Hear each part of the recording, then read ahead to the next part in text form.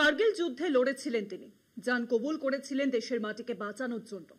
তাতে কি, ধর্ম তো এক নয়। আর তাই বিজেপির হিংস্র আক্রমণ আছড়ে পড়ল কার্গিল যুদ্ধে লড়ে যাওয়া সেনা পরিবারে। তার পুনের বাড়িতে তাণ্ডব চালালো হিন্দুত্ববাদীরা। আর পুলিশ কি করলো? চুপচাপ দাঁড়িয়ে দেখে গেল শুধু।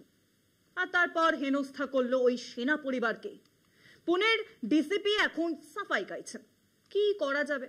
দেশের জন্য যতই লড়াই করুক, ধর্ম তো আলাদা, তাই না? অন্য ধর্মের মানুষ হলে শিরায় শিরায় আর সিঁদুর বইবে কি করে? চরমে বিজেপির বাংলা বিরোধিতা ও বিদ্বেষ রাজনীতি। রাজ্যে রাজ্যে বাংলা ভাষাভাষী মানুষের উপর দমনপীড়ন তো চলছেই। এবার রেহাই পেল না কার্গিল যুদ্ধে অংশ নেওয়া সেনা পরিবারও। বিজেপি শাসিত মহারাষ্ট্রের পুনেতে কার্গিল যুদ্ধের এক প্রবীণ সৈনিকের পরিবারকেও হেনস্থার শিকার হতে হলো। পরিবারের তরফে অভিযোগ, শনিবার গভীর রাতে পুলিশ সহ 30 থেকে 40 জনের একটি দল তাদের বাড়িতে হামলা চালায়।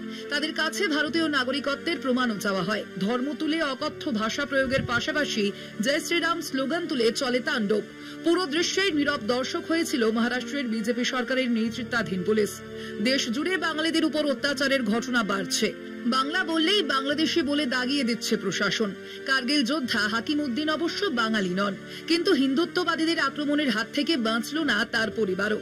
হেনস্থা করা হয় হাকিম উদ্দিনের ভাই ইরশাদ সহ পরিবারের বাকি সদস্যদের। आधार कार्ड बताओ, पैन कार्ड बताओ, तुम बांग्लादेशी हो, तुम रोहिड़िया हो। अब हम लोग तो कुछ समझ ही नहीं पा रहे, हमें कुछ इसके बारे में पहले इन्फॉर्मेशन ही नहीं दिया कुछ।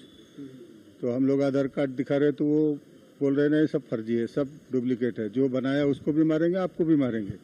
कोई भी बात करने की बात कर रहे तो फौरन बोलते थे नहीं, बात नहीं करने का, नहीं तो मारेंगे। उसके बाद हम लोगों का सब मोबाइल छीन लिए, औरतों को चुटकी बजा के धमकी दे रहे, खबरदार कोई आवाज नहीं करने का, नहीं तो मारेंगे।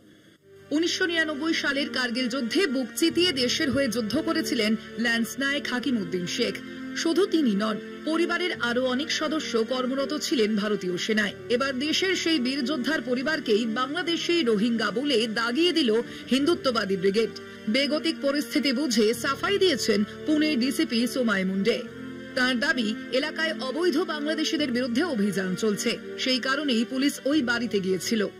देखिए, इस पे सीक्वेंस ऑफ इवेंट्स में मैं बता रहा हूं, जो ये वहां पे जमाव है और जमाव वहां पे होके उनको आशंका है कि यहां पे बांग्लादेशी नागरिक रह रहे हैं, ऐसे कुछ लोगों का कहना था, जिसकी इंफॉर्मेशन पुलिस को पैरेलली दी गई थी। Which incident exactly happened first, whether the information पहले गई कि ये जमाव पहले आया, दैट हम उसको एसर्टेन करना पड़ेगा। উল্লেখ্য, 58 বছর বয়সী হাকিম উদ্দিন 1984 থেকে 2000 সাল পর্যন্ত সেনাবাহিনীর 269 ইঞ্জিনিয়ার রেজিমেন্টে 16 বছর দায়িত্ব পালন করেছেন। তার আক্ষেপ, তিনি কার্গিলে এই দেশের জন্যই লড়াই করেছেন, অথচ আজ তাঁর এবং তাঁর পরিবারের অস্তিত্ব সংকটের মুখে। কলকাতা টিভি।